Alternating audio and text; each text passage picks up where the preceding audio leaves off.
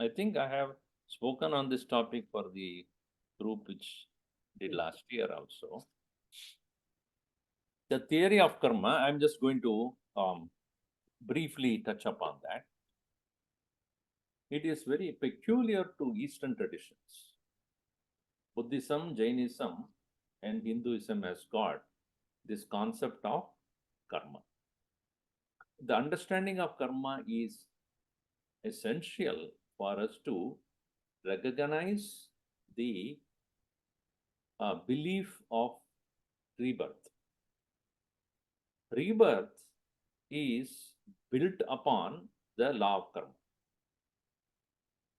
Because what makes a person be born again is the unfinished action and results.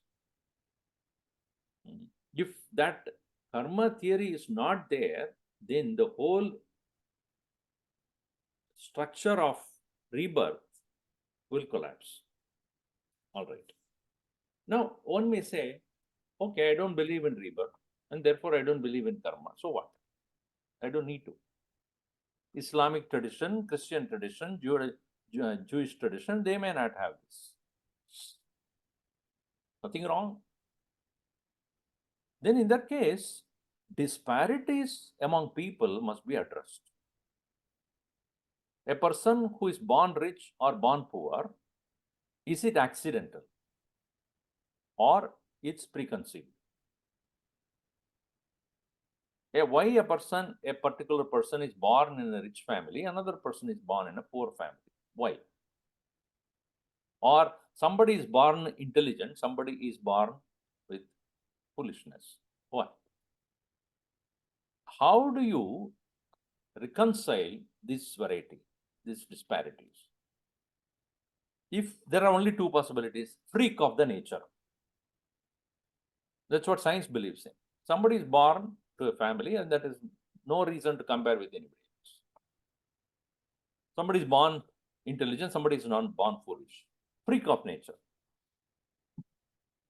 If you talk about freak of nature, then it's not scientific. Any scientific approach to anything must have a proper reasoning. So science believes in cause and effect. If a person is born foolish or born intelligent, to a foolish parents, an intelligent boy was born. Now it is not definitely connected to DNA. And parents wonder, we are so foolish, how is he so intelligent? Is that possible? So, or two very intelligent parents, such a total idiot. Now, how do you account that? The DNA doesn't carried that. It's not carried that. Now, how will you account that? What is the thought? What is the effect now? Then tell me. You cannot make a golden pot out of mud. So reasoning is lost. Okay. So if you say, no, God created that way. God created this boy to be intelligent and his own brother as foolish. Now, DNA cannot be that. Or you can say nature's freak. Or you can say God decided that. Oh, why should God make one foolish, another intelligent? Why? On what basis? God just according to his fancy. Then he's no better than anybody else. Then don't bring God into the picture then. If you bring God into the picture, there must be reasoning. Otherwise, God is as foolish as anybody else. So you can look at the whole complexities here. Either you call it nature's freak, or it can be haphazardly happening, or it is because of DNA. It is no need for cause and effect relationship, or God is partial. These are all, various forms of explanation for things that which cannot be explained. Now, only one way we can overcome this is to understand the cause and effect nature of things. If a person is born intelligent, it is because of that person's prior experiences, what he or she has done. If that is to be taken into account, we must account for previous birth. In the same way, previous birth is accepted, the next birth is also to be accepted. What I did yesterday, today I have an effect of it. If I had taken stomach full of lot of sweets and today I will suffer. Isn't it? And today if I don't sleep at all, tomorrow I will suffer. So we know from our own observation, what I did yesterday has an effect today. What I do today will have an effect tomorrow. That means this birth is caused by what I did in the previous.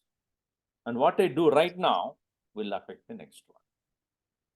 Therefore, karma theory, even though it is a theory, it is an explanation for things that are inexplicable, unexplainable.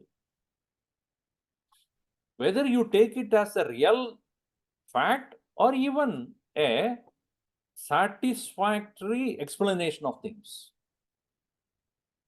Our intellect is always curious.